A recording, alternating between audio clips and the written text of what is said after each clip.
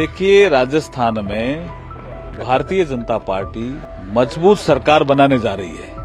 आज मतदान का दिवस है। आपको लग रहा है कि मैं जिस बूथ पे खड़ा हूँ, इतनी बड़ी संख्या में महिलाएं हैं, लोकतंत्र की ताकत नजर आ रही है ना साफ साफ। ये संकेत है जो चुनाव आयोग ने जो कुछ नवाचार किए हैं उसका भी असर हमें देखने को मिल रहा है। हम इस अवसर पर भारतीय निर्वाचन आयोग का भी आभार प्रकट करते हैं।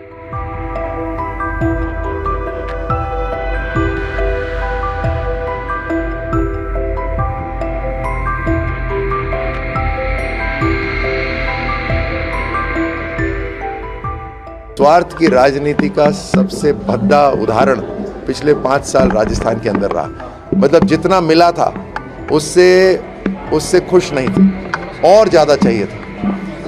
और उस स्वार्थ के कारण अपनी पार्टी को भी खड्डे में धकेला और राजस्थान को भी खड्डे में धकेला। ये हुआ है कांग्रेस के राज में।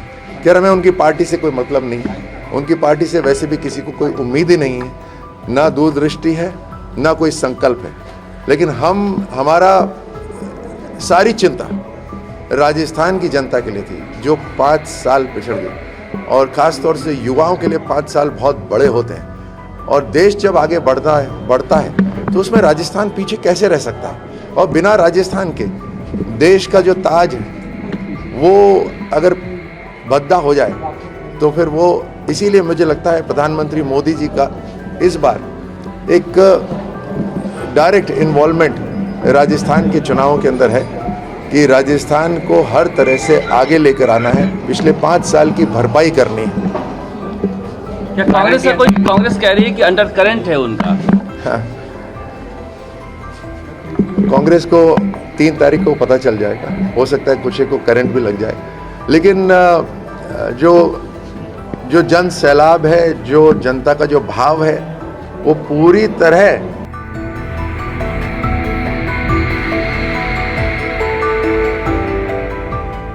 लाखों बलिदानों के बाद हासिल स्वतंत्रता और लोकतंत्र के द्वारा मिला है।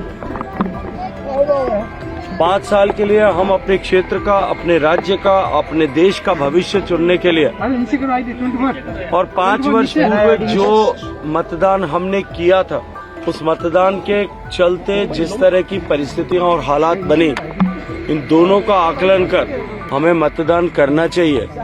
अधिकतम मतदान हो और हम 100% मतदान के स्तर तक पहुंचे। ये लोकतंत्र की परिपक्वता और लोकतंत्र की पवित्रता, शुचिता दोनों को का परिचायक है। पिछले आजादी के बाद में पहली बार हुए चुनाव में 35% मतदान से अब 70% से ज्यादा मतदान होने लगा है। लेकिन अभी भी मेरा आग्रह और अनुरोध यही रहेगा कि हम और अधिक इस मतदान प्रतिशत को बढ़ाएं। सरकार के स्तर पर भी इस पर प्रयास हो रहे हैं, लेकिन सभी पॉलिटिकल पार्टियां भी इस स्तर तक प्रयास करती है। मैं सब मीडिया के बंधुओं से भी कहूंगा, क्योंकि मतदान प्रक्रिया अभी प्रारंभ हुई है, लगभग 2 घंटे होने को है। आप सब चैनल्स के माध्यम से भी ये संदेश लोगों तक जाए, ये प्रेरित लोगों को हम सब मिलकर के कर सकें कि अधिकतम मतदान हो। कि भारतीय जनता पार्टी प्रचंड बहुमत के साथ सरकार में आ रही है।